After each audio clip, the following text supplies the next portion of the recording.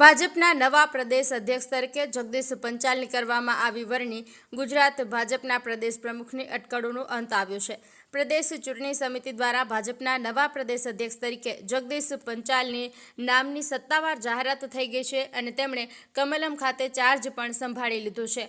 આમ જગદીશ પંચાલ ગુજરાત ભાજપના 14મા પ્રદેશ પ્રમુખ બન્યા છે। તેમણે ગઈકાલે વિજય મુહૂર્તમાં કમલમ પ્રદેશ પ્રમુખની દાવેદારી માટે ફોર્મ ભરીને ચૂંટણી અધિકારી ઉદય કાનગડને સોંપ્યું હતું। પ્રદેશ પ્રમુખ માટે જગદીશ પંચાલ સિવાય એક પણ ફોર્મ ભરાયું ન હોવાથી તેઓ બિનહરીફ થયા છે।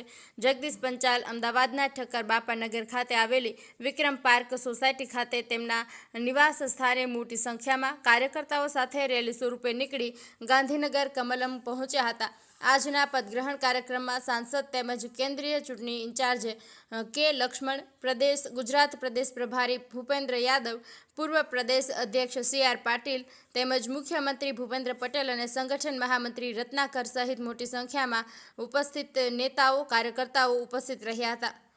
જયંતિભાઈ પટેલ, દહેગામ, ગાંધીનગર।